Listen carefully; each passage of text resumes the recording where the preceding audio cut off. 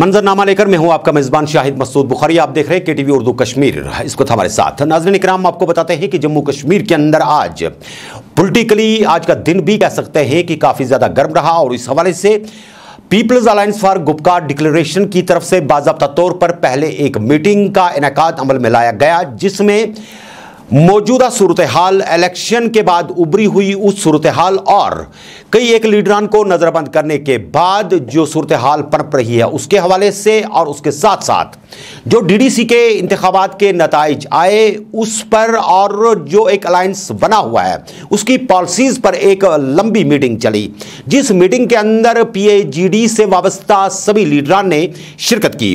नाज़रीन इकराम, आपको बताए देते हैं कि गुज़श्ता कल से जहां आपने देखा होगा कि भारतीय जनता पार्टी की अगर बात करती हैं, जो कहते हैं कि हम लोग सिंगल लार्जेस्ट पार्टी की हैसियत से उभर करके आए हैं और दावा करते हैं कि उन्होंने 75 निशस्तों पर जो कब्जा किया है वो एक बड़ा इनके लिए केस हो सकता है लड़ने के लिए। लेकिन यहां यह बात भी मानने वाली है कि जो पीपल्स अलायंस बना उस अलायंस के अंदर सभी हम ख्याल जमाते आ गई और इस तरीके से अगर अलग अलग से चुनाव लड़ने के लिए सभी को अपनी अपनी निशस्तों पर लड़ने का मौका मिल जाता तो शायद इस वक्त पीएजीडी के खाते में कम से कम 180 से 182 सीटें होती और इस तरह से उन पार्टियों का दावा है कि उन्होंने अपनी हॉट सीट्स को पीएजीडी के अलायंस के हवाले से कुर्बान कर दिया। आपको मालूम होगा कि कल ही उमर अब्दुल्ला ने अपने उस खिताब के दौरान जो वो नवाइज सुबू कॉम्प्लेक्स पर सेलिब्रेशंस के हवाले से मना रहे थे, बताया कि ये पहला इलेक्शन है तारीख का जिसमें कोई भी बड़ी सियासी क़यादत किसी भी कैंडिडेट के हक में वोट मांगने के लिए किसी भी डीडीसी चुनावी हलके के अंदर नहीं गई और इस तरह से लोगों ने अपनी मर्जी से पीएजीडी को जो मैंडेट दिया है और जो बढ़त उन्होंने बना ली और जिन लोगों ने उन पर यह इल्जामात आयद किए थे कि पीएजीडी का वजूद खत्म होने वाला है और इसे गैंग का नाम दिया जा रहा था, आज उनके सामने सारे जवाबात हाजिर हैं। इस हवाले से नाज़रीन इकराम, अगर बात करते हैं पीपल्स कॉन्फ्रेंस के चेयरमैन सज्जाद गनी लोन की, जो people's alliance for Gupkar declaration की तरफ से तर्जमाने आला भी हैं, चीफ स्पोक्स पर्सन के हवाले से उन्होंने आज एक बयान दिया जिसमें पार्टी के सभी नेता उनके साथ खड़े थे। उन्होंने बताया कि जिन लोगों ने पीएजीडी को निशाने बनाने की कोशिश की और जिस अंदाज में मरकजी जमातों ने यहां पर आकर के डंडूरे पीटे, उनका जवाब यहां के लोगों ने अपने वोट से खामोशी से दे दिया और सबसे बड़ी जो एक ये कह सकते हैं कि सनद मिली है पीएजीडी के मौकफ को वो अवाम ने दी है और अब सरकार का काम है कि वो फौरी तौर पर अवाम के मामलात का और उनके एहसासात का एहतराम करते हुए 35 से 370 को वापस करें। उन्होंने बताया कि पीएजीडी ने आगे भी कोई इस तरह का एजेंडा नहीं रखा है जिसमें अलग अलग होने वाली बात हो। एक सवाल के जवाब में फारूक अब्दुल्ला ने इस मौके पर बताया कि कौन कहता है कि हम अलग से सोच रखते हैं, बल्कि अवामी एतमाद के लिए हमारे पास इक्तदार कोई मुद्दा और मकसद नहीं है। उन्होंने कहा कि यह चुनाव डेवलपमेंट के साथ साथ अवाम की तरफ से एक सीधा रेफरेंडम है जो इस वक्त भारतीय जनता पार्टी को एक आंख भी नहीं बाता और इस तरह से वो नेशनल मीडिया का और दीगर चैनल्स का इस्तेमाल करके मुल्क कौम को गुमराह करने की कोशिश कर रहे हैं। नाज़रीन इकराम, आपको बताते हैं कि पीएजीडी की तरफ से यह प्रेशर आज उस वक्त सामने आया जब कल से लगातार कुछ नेशनल मीडिया चैनल्स के ऊपर और कई जमातों की तरफ से बड़े डिबेट्स हो रहे थे जिनमें यह बात कही जा रही थी कि Bharatiya Janata party single largest party के तौर पर उभरी है। उन्होंने कहा कि अगर हम अलग अलग तरीके से इलेक्शन के लिए उतरे होते तो आज शायद नवीयत अलग होती, भारतीय जनता पार्टी का कहीं पर वजूद भी नजर नहीं आता। तीनों खित्तों के अंदर अपनी मौजूदगी के हवाले से बात करते हुए पीएजीडी ने वाज़ेह कर दिया कि डेवलपमेंट के हवाले से और नए चैलेंज के हवाले से क़यादतें मुकम्मल तरीके पर एक साथ हैं और किसी भी चैलेंज का मुकाबला करने के लिए तैयार भी हैं। इस मौके पर नईम अख्तर समेत दीगर लीडरान को हिरासत में लेने और कई एक लीडरान को दबाव में लाने के हवाले से भी मजम्मत की गई और गवर्नमेंट ऑफ इंडिया से गुजारिश की गई कि इन सारे मामलात को देख करके फौरी तौर पर राहत के सामान पैदा किए जाएं, क्योंकि इंतखाबी इंतकामगिरी का सिलसिला अब खत्म हो चुका है, क्योंकि नताइज भी सामने आ गए। पीएजीडी के अंदर से क्या कुछ आवाजें बुलंद होकर के आई, आपको दिखाते हैं। और ये मीटिंग थी जायजा लेने की। पहला तो we met and express gratitude to the people of Jammu and Kashmir, to those people who voted, and even to those who did not vote for us. Gratitude to them who came out in very large numbers and reposed faith in democracy, strengthened democracy in the state, in Jain. Now that the people of Jammu and Kashmir, after so many upheavals, have reposed their faith in the democracy of this country, it is incumbent upon and the onus lies on the administration to reciprocate that respect and faith in democracy. I would say that there are some disturbing reports coming about interference in democracy, in people's verdict, wherein the government of the day is acting in a partisan manner and in fact becoming a participant by directly, indirectly facilitating moves by some people to attract independence towards them by confining them. I think they should desist from this and not humiliate this great verdict of the people of Jammu and Kashmir. History is replete with examples that those who try to humiliate verdicts of people, they end up with a disaster. We need to respect this verdict and show respect to the people of Jain. Under no circumstances should democracy be tinkered with, interfered with. That is totally unacceptable. Other new trend is preventive detentions. What is the logic? Election has ended.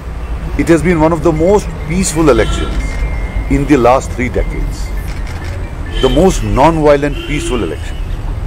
And this should have ended up with something good.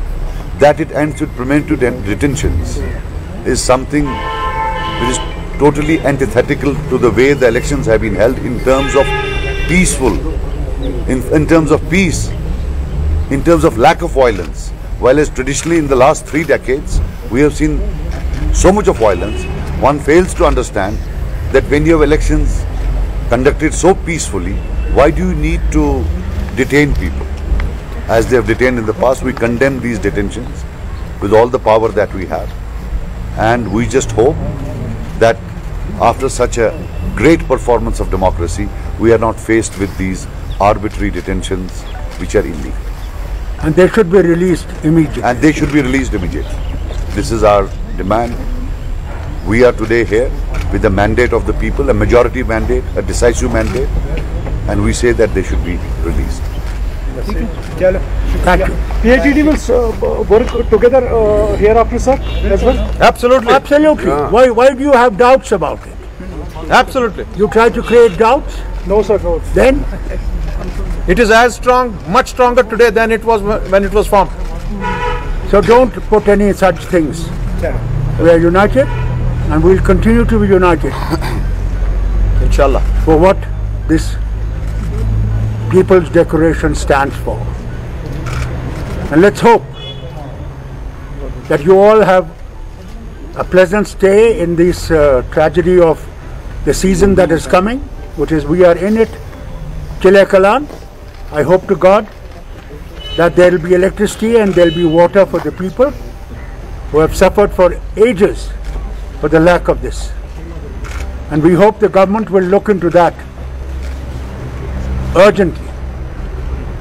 Also, we will request the government that 4G should be restored immediately. It's unfortunate that the democracy people of this state, our children, are suffering. Students. Because students are suffering because they have to be now online, everything. Our business people are suffering. I requested the governor the other day when I was in that inauguration of the hospital. I said the 4G should be restored. What is the Prime Minister is talking of 5G? We don't even have 4G. We think this should be restored as quickly as possible. And those people who are held up in thanas for no rhyme or reason must be released immediately if you want democracy to survive. Thank you. जी हाँ नाज़रीन इकराम, आपको बताते हैं कि जम्मू कश्मीर अवामी national conference की तरफ से आज एक प्रेसर दिया गया, जिस प्रेसर में बताया गया कि बांडीपुरा के अंदर जो बोगस वोटिंग बकौले उनके हुई और उनके मुताबिक 2 बूथ्स को मुकम्मल तरीके पर एक मखसूस पार्टी ने न सिर्फ कैप्चर करके रखा हुआ था, लेकिन लोगों के बदले भी वहां पर खुद वोट डाले और इस मामले को उन्होंने चुनावी कमीशन की नोट्स में भी लाया था। उन्होंने कहा कि इस हवाले से एक बाज़ाब्ता तौर पर पिटीशन आज दायर कर दी गई है और इस हवाले से अगर उसका जवाब जल्दी नहीं मिलता है तो वह अदालत आलिया का रुख भी करेंगे। उसके साथ ही उन्होंने यह भी बताया कि बालाहामा की सीट के हवाले से जो भारतीय जनता पार्टी डोल ताशे बजा रही है, असल में वो उनकी एक भूल है, क्योंकि बकौले उनके उम्मीदवार को शाम 5 बजे तक फार्म भरने वाले दिन उलझा के रखा गया और जानबूझ करके उनके फार्म में एक ऐसी गलती निकाली गई कि वो फार्म भरते भरते आखिरी लम्हे पर फार्म वापस निकालने पर मजबूर हो गए, क्योंकि उसमें एक रिहाइश की गलती दिखाई गई थी। इस हवाले से नाज़रीन इकराम आपको बताए देते हैं कि जम्मू कश्मीर के अंदर सियासी सरगर्मियों के हवाले से और भारतीय जनता पार्टी के डोल ताशों के हवाले से मुजफ्फर शाह आज जम करके बरसे। क्या कुछ कह रहे थे, आइए आपको दिखाते हैं। बेगम खालिदा शाह साहिबा की तरफ से, अवामी नेशनल कॉन्फ्रेंस की तरफ से, और चूंकि मैं PAGD का भी एक हिस्सेदार हूं, उनकी तरफ से भी हमारे अवाम को जम्मू में, कश्मीर में ज़बरदस्त खराज पेश किया जा रहा है हमारी तरफ से, खालिदा जी की तरफ से, कि उन्होंने अपनी बका और अपनी इज्जत उन्होंने अपने हाथ में रखी और अपना सर नहीं झुकाया और ज़बरदस्त एक कामयाबी PAGD के कैंडिडेट्स को दी। और हम सब तहे दिल से जम्मू और कश्मीर के अवाम का शुक्रिया अदा करते हैं। इसमें 2 चीज़ें आज आपसे मैं बात करूंगा कि हमने आज गरूरा ए, जहां पर ये क्या कहते हैं मास रिगिंग और बूथ कैप्चर हुआ था, हमने एज पर पंचायती एक्ट जो आपका है, हम मूव किए हैं आज वहाँ के before the authority. Panchayati act Raj के तहत आज वहाँ पर रिटर्निंग ऑफिसर को पिटिशन दे दी गई है कि इस जो वहाँ पे बांडीपुर ए में जो अपनी पार्टी ने उनको दर्ज कराई है विक्ट्री, उसके खिलाफ हमने एहतिजाज किया है कि उसको सेट असाइड किया जाए और जो CCTV फुटेज है एज पर लॉ उसको पेश किया जाए। तो उनके लिए हम ठहरेंगे, इसका कानून है शायद हफ्ता या 2 हफ्ता रुकना पड़ता है, और अगर उस पर कोई खातिर खा जवाब नहीं आया, चूँकि वहाँ पे ज़बरदस्त इंटिमिडेशन हुई है और वहाँ पर आपकी स्टेट मशीनरी पूरी इस्तेमाल की गई है बूथ कैप्चर करने के लिए, और पोलिंग एजेंट्स को वहाँ से बाहर निकाला गया, जो सारा कैप्चर है आपके CCTV फुटेज पे। तो उसको देखकर हमारी तरफ से, पूरी अलायंस की तरफ से, हम 2 हफ्ते इंतज़ार करेंगे, और अगर 2 हफ्ते में खातिर खा जवाब नहीं आया आपकी वहाँ के रिटर्निंग ऑफिसर से, जो वहाँ के डिप्टी कमिश्नर हैं, चीफ रिटर्निंग ऑफिसर, तो एक RTI मूव की जाएगी और उसका भी एक मियाद होता है आजकल, क्योंकि पंचायती एक्ट के तहत आजकल ये इसका डिस्पोजल बहुत फास्ट होता है।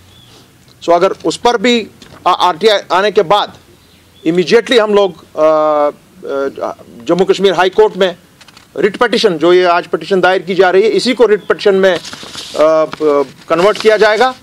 और हमको उम्मीद है कि बहुत ही जल्द ये जो बांडीपुर ए का जो गलत फैसला इनने दिया, उसको इलेक्शन को सेट असाइड किया जाएगा, और जिन पोलिंग बूथ्स पर हमने रिपोल मांगा है, गरूरा के polling booths A and B, वो 4 पोलिंग बूथ हैं। सो मुझे लगता है कि कोर्ट हमको जस्टिस देगा और ये सीट जो अवामी नेशनल कॉन्फ्रेंस और PAGD ने बड़ी अक्सरियत से जीती है, इसको ये सेट असाइड करके और इन पर दोबारा यहाँ पे पोलिंग करके, और सही जो वहाँ का रिप्रेजेंटेटिव है गुलाम मोहिद्दीन भट्ट साहब ANC की तरफ से, PAGD की तरफ से, वो डिक्लेयर करार दिए जाएंगे बांडीपुरा ए के लिए। इसकी जो पिटिशन की कॉपी है मैं अभी आप सबके प्रेस के सामने वो पेश करूंगा, और मुझे उम्मीद है कि आप ये मैटर हमारा भरपूर पूरी तरह से उजागर करेंगे पूरे मुल्क में और यहाँ पर। इसके साथ साथ जो कल से आप देख रहे हैं TV चैनल्स पर, जो BJP बड़ा लंबा चौड़ा दावा कर रही है कि फूल यहाँ पे ये कमल खिला है 3 जगहों पर, उनको मैं फिर से कहना चाहूँगा कि ये आप हमारे पंजों में से निकले बाहर। ये तीन जो निकले हैं, ये तीन छोटे छोटे जानवर हमारे पंजे से निकले। और जहाँ तक बालाहमा का ताल्लुक है, जहाँ पर इनके नेशनल यूथ प्रेसिडेंट थे, भाई मेरे वहाँ पर हमारे जो कैंडिडेट थे राही रियाज अहमद साहब, उनके जो पेपर्स हैं उनको दुरुस्त पाकर, स्क्रूटनी से दुरुस्त पाकर, जब 5 बजे इसका पूरा प्रोसेस खत्म होता था उस वक्त इनको बुलाया गया कि इसमें ये खामी है। और हमने पूछा उनको कि आपने ये खामी क्यों नहीं दी पहले, जब आपने इनको फॉर्म ये दे दिया उस वक्त क्यों नहीं दिखाया? आपने तो सब चालू किया, सब देखा आपने, हर कोई चीज़ दुरुस्त थी, अब कैसे हो गया ये? सो उसमें उनने कोई टाइम इस तरह से बांधा था कि हमको कुछ करने का मौका ही नहीं मिले। और एक टेक्निकलिटी की वजह से वो सीट हमारे हाथ से, अलायंस के हाथ से निकली। हालांकि उसका पूरा जो जिम्मेदारी है वो इलेक्शन कमीशन पे, हमने बहुत एहतिजाज किया था, कुछ नहीं सुना उनने। पूरा सोचे समझे उनने एक गेम प्लान बनाया था कि किस तरह से पीएचडी को वहाँ से हटा जाए, नहीं तो उस बंदे का जो वहाँ से वो जीता है उसका कोई सवाल ही नहीं था बालाहमा से सीट जीतने का। और जो दूसरी चीज़ें ये बता रहे हैं आपके जी, कमल 2 जगह पे और खिला है, काकपोरा में और अपने तिलेल में, वो उस तरह की कार्रवाई हमारे शाहनवाज साहब ने, आपके ये जो दूसरे उनके साथ साथी थे, यहाँ पे चुग साहब जो आए थे, बीजेपी की पूरी टीम, उनके मिनिस्टर सारे, मुख्तार अब्बास नकवी साहब, उन्होंने जो कार्रवाइयाँ इसमें काकपोरा में और आपके तुलेल में की, they tried it almost at 20 to 30 places, मगर चूंकि वहाँ पे इतना रश निकला लोगों का, वो नहीं कर पाए वो कार्रवाई, नहीं तो उन्होंने हर जगह पे ये कोशिश की थी। सो मेरे बीजेपी के भाई लोगों, आप ये जो 3 सीटें आप बता रहे हैं कि इन 3 सीटों से आपने पूरे कश्मीर को जीत लिया है, आप हिंदुस्तान के लोगों को गुमराह कर रहे हैं। 75 seat out of 280 is not more than even 23%। तो 23% वाला जीतता है कि जिसने 140, हमारा आंकड़ा आज आया है 138 to 140 आया है। और तीसरी बात जो बहुत ही इंपॉर्टेंट है, जो ये इंडिपेंडेंस जीत के आए हैं, ये मैक्सिमम वो लोग हैं जो हमारी जमातों से निकले इधर उधर, मैंडेट्स के चक्कर में, इंटरनल इश्यूज के चक्कर में जो ग्राउंड लेवल पे हुआ, क्योंकि बहुत जल्दी से इलेक्शन किया गया, ये वो लोग हैं, ये बीजेपी के लोग नहीं हैं। हाँ, आज आप इनको खरीदने निकले, आज खरीदारी हो रही है बीजेपी की तरफ से, और जो उनकी बीजेपी की यहाँ पे पार्टी है, अपनी पार्टी, उनकी तरफ से वो खरीदारी करने निकले हैं, इंटिमिडेशन कर रहे हैं इन लोगों को। मगर मरहबा जम्मू कश्मीर के अवाम को, कश्मीर ने आज आपको दिखा दिया, आपको यहां से सिर्फ 1.79% वोट मिला है। 98% of the vote is against BJP. So आप कैसे ये शाम के आपने इस मीडिया चैनल्स पर आप दिखा रहे हैं जी, आपने बहुत कमाल कर दिया। यहां पर लोगों ने आपको दिखा दिया कि डेवलपमेंट भी पीएचडी करेगा, और डेवलपमेंट के साथ साथ आपको इनने जहां जहां पर भी आप लोग इनके साथ नाच नगमे करते थे, बीजेपी के कैंडिडेट्स या उनकी लीडरशिप, आपने ये देखा होगा, इतना पैसा बहाने के बावजूद, इतना शोर शराबा करने के बावजूद, पुलिस पैरामिलिट्री को इस्तेमाल करने के बावजूद, कैंडिडेट्स को बंद करने के बावजूद, हमारी लीडरशिप को ना चलने देने के बावजूद, तब भी लोगों ने जाकर वोट डाला है for restoration of article 370 and 35A। आज ये जवाब आपको मिल गया, और गवर्नमेंट ऑफ इंडिया को, प्राइम मिनिस्टर नरेंद्र मोदी को, अमित शाह जी को, it's a clear answer from the people of Jammu and Kashmir कि रेस्टोरेशन ऑफ 370 और 35A के बगैर आपके पास कोई चारा नहीं है। बाज़ाब्ता तौर कार्रवाई की जाएगी। और मुझे उम्मीद है कि जो आज आप देख रहे होंगे कि हर तरफ से रेड्स डाले जा रहे हैं, लीडरान को अरेस्ट किया जा रहा है, NIA, CBI, तमाम ये इंतजामात किए जा रहे हैं कि किस तरह मरूब किया जाए कश्मीर के अवाम को।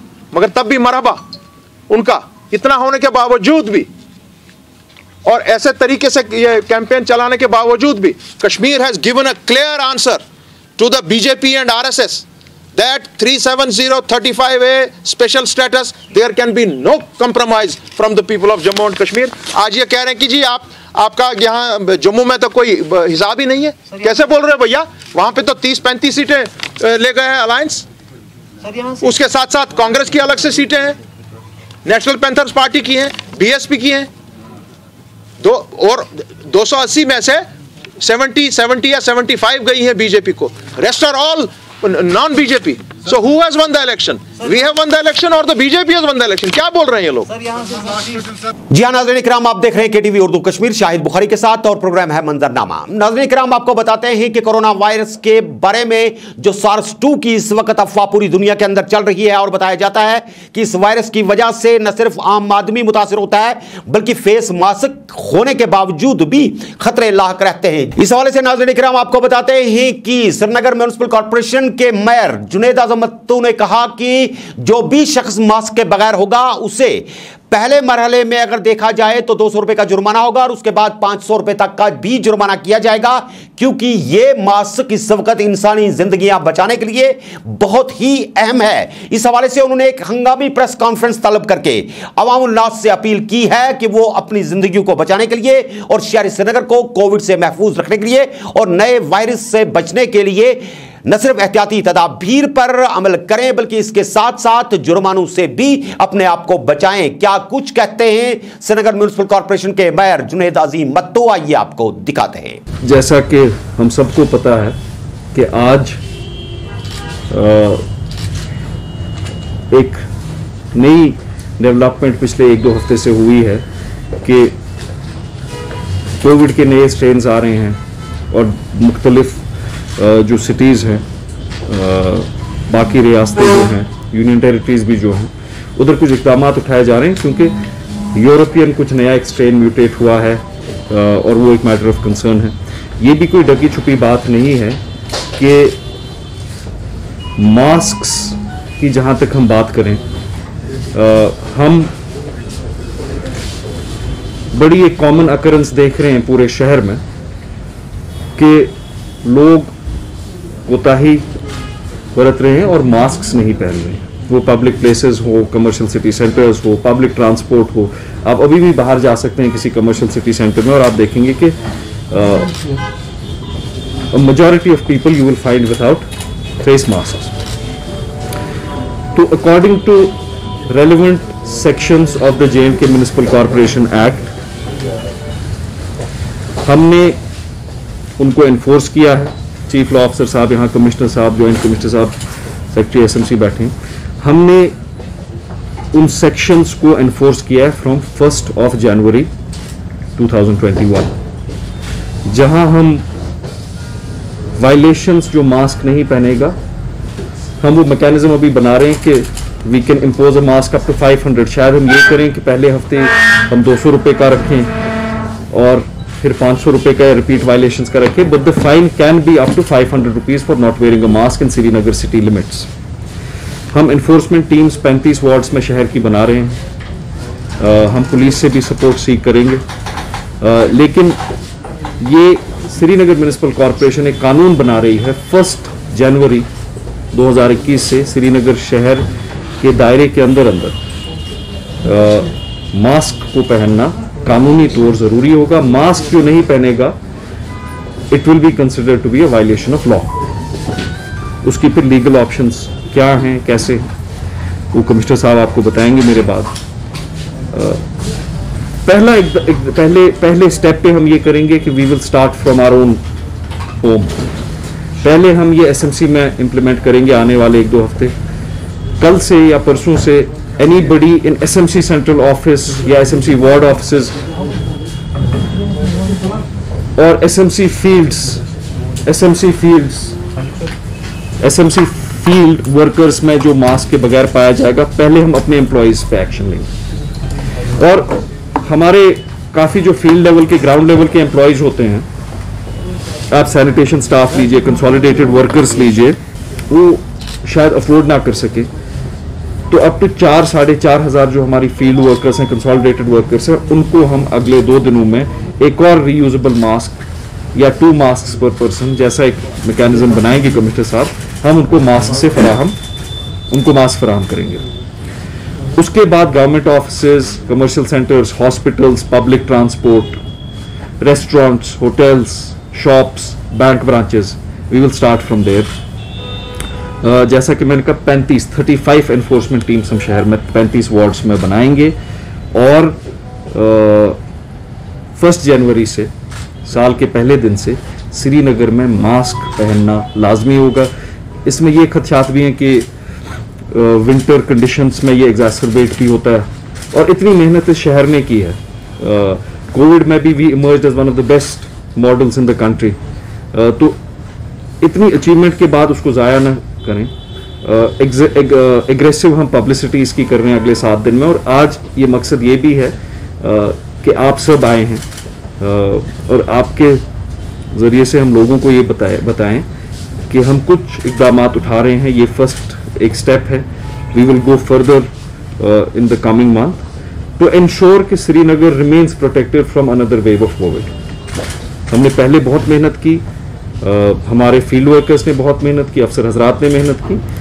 हम फिर से अब वो process we are bringing that back on track, और उसका फर्स्ट प्रोसेस ये होगा कि 1 जनवरी 2021 से मास्क पहनना श्रीनगर शहर के लिमिट्स में मैंडेटरी और लीगली मैंडेटरी होगा। अब इसमें आपका ये भी कहना होगा कि क्या हम 100% एनफोर्समेंट कर सकते हैं पहले दिन से। देखिए 100% एनफोर्समेंट हो या ना हो, वो कोशिश हमारी जारी रहेगी, और हम लोगों से गुजारिश करना चाहेंगे कि पहले तो इसमें कानून की ज़रूरत होनी नहीं चाहिए।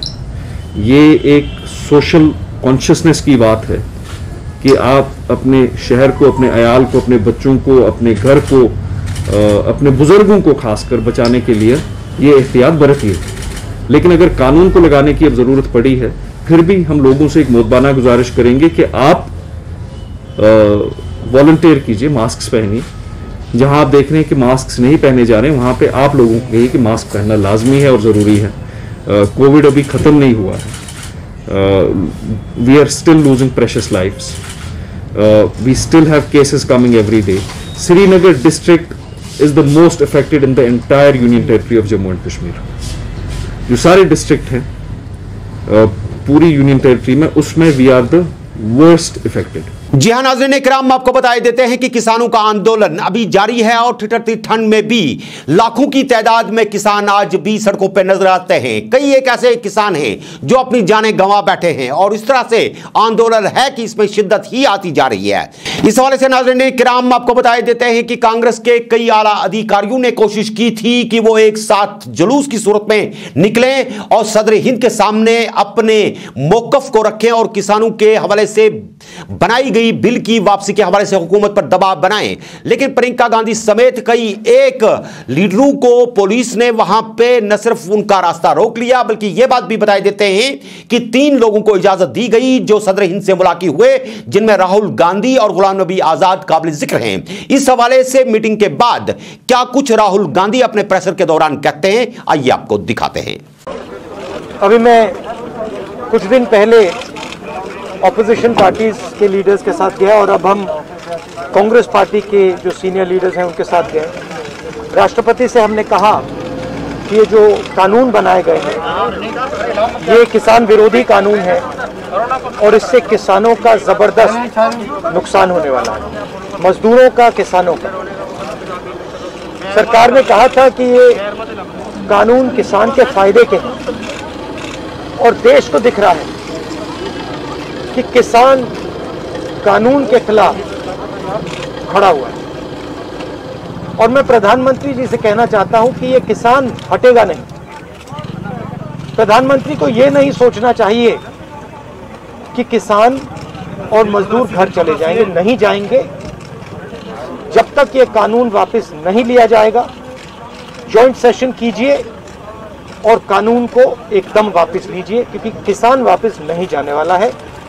और हम सब, विपक्ष की सब पार्टियां किसानों के साथ, मजदूरों के साथ खड़े हैं और खड़े रहेंगे। जिस प्रकार से ये कानून पास किया गया वो भी बिल्कुल गलत था। बिना डिबेट किए, बिना किसानों से चर्चा किए, बिना मजदूरों से पूछे ये कानून ऊपर से थोप दिए गए। और इन कानूनों को हटाना ही पड़ेगा, विड्रॉ करना ही पड़ेगा। हम 3 लोग राष्ट्रपति के पास गए हैं, बट हम करोड़ों सिग्नेचर्स लेके गए हैं। हम किसान की आवाज राष्ट्रपति जी को तक ले गए। सर्दी का मौसम है और पूरा देश देख रहा है कि किसान दुख में है, दर्द में है और मर भी रहे हैं। प्रधानमंत्री को सुनना ही पड़ेगा। और मैं एडवांस में चीज बोल देता हूं, मैंने कोरोना के बारे में बोला था कि नुकसान होने जा रहा है। उस समय किसी ने नहीं बात सुनी, और आज मैं फिर से बोल रहा हूं, किसान के सामने, मजदूर के सामने कोई भी शक्ति नहीं खड़ी हो सकती है। अगर प्रधानमंत्री जी ने कानून वापस नहीं लिए, सिर्फ बीजेपी को नहीं, सिर्फ आरएसएस को नहीं, देश को नुकसान होने जा रहा है। बीजेपी नरेंद्र मोदी जी का एक ही लक्ष्य है, और वो किसान समझ गया है, मजदूर समझ गया है। लक्ष्य है कि उनके आसपास जो 2, 3, 4 बड़े क्रोनी कैपिटलिस्ट हैं, उनके लिए पैसे बनाने का काम नरेंद्र मोदी जी करते हैं। जो भी नरेंद्र मोदी जी के खिलाफ खड़े होते हैं, वो उनके बारे में कुछ ना कुछ गलत बोलते रहते हैं। किसान खड़े हो जाएंगे तो किसान को आतंकवादी बोलेंगे, मजदूर खड़े हो जाएंगे तो मजदूर को आतंकवादी बोलेंगे। एक दिन अगर मोहन भागवत खड़े हो गए तो कहेंगे ये भी आतंकवादी है। मतलब जो भी नरेंद्र मोदी जी से सत्ता लेने की कोशिश करेगा वो आतंकवादी है। और नरेंद्र मोदी किसके लिए काम कर रहे हैं वो मैंने आपको बता दिया। उनके 2-3 आसपास के क्रोनी कैपिटलिस्ट हैं जिनको पूरा हिंदुस्तान पकड़ा रहे हैं। Look, the point is, it's a very simple thing. There are millions of people who live off our agricultural system. Large percentage of our people live off our agricultural system. These are laborers, they are farmers, they are small traders. These are these people, and they are the backbone of the country. Now, we understand that agriculture has to be reformed. What we are saying is that if you destroy this system, these millions of people will have nothing to do. They will not be able to feed themselves. And you will create massive destruction, massive pain in the country. Why is the Prime Minister doing this? It is a very simple calculation. The Prime Minister is doing this because he wants to help 2 or 3 business people. He does not care what happens to these people. He will construct whatever narrative he has to construct to make sure that the wealth transfer that is taking place to 3 or 4 people continues. He will call people terrorists. He will call people anti-nationals.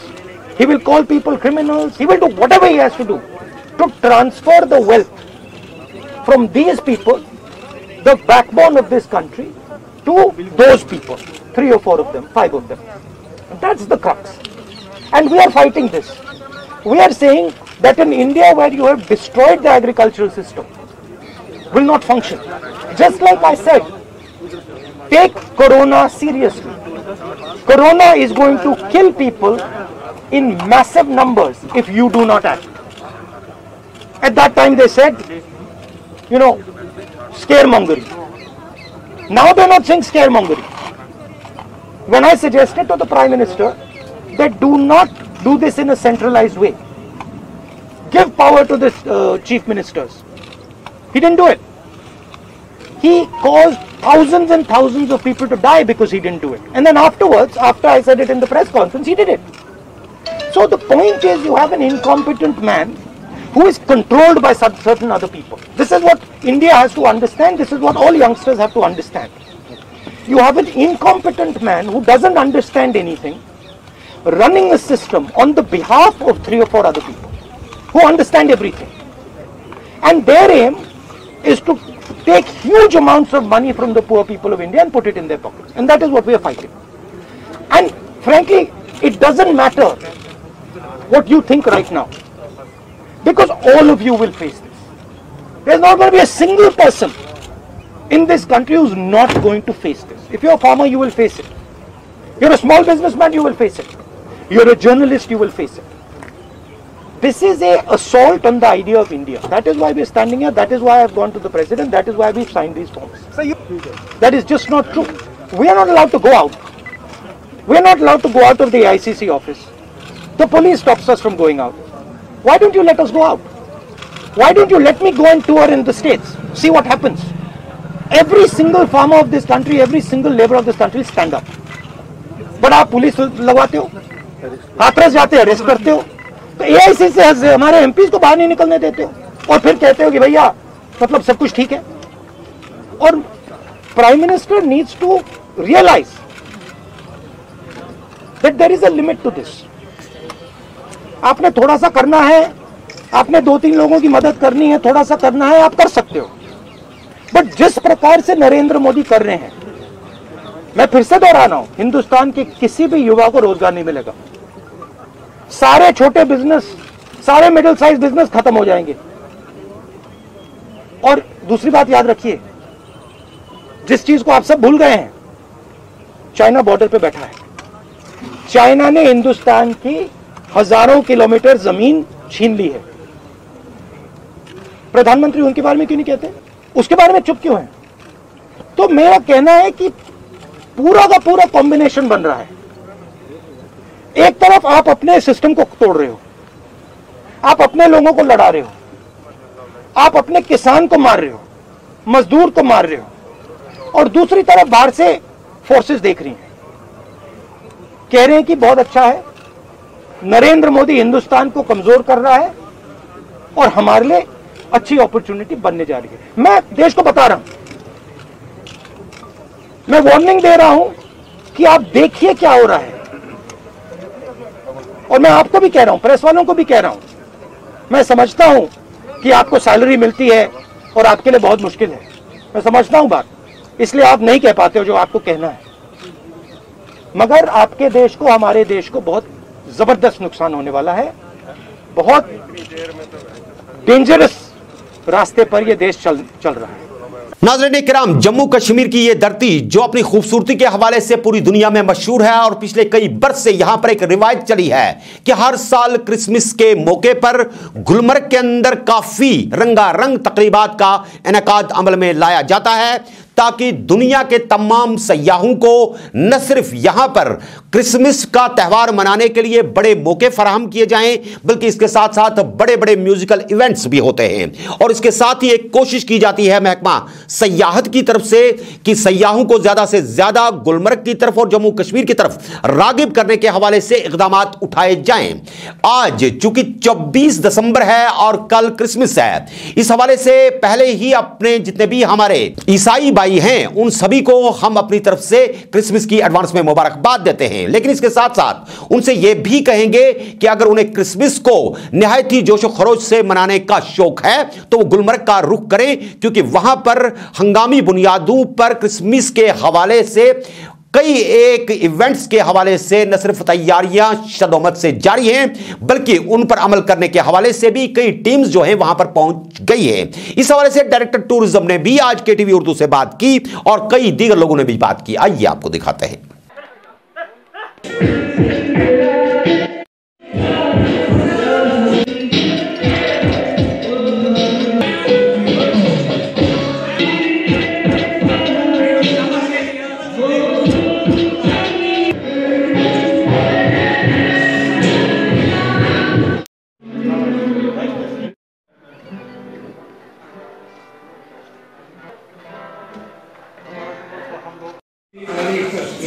जो खुशियां तुमने हमें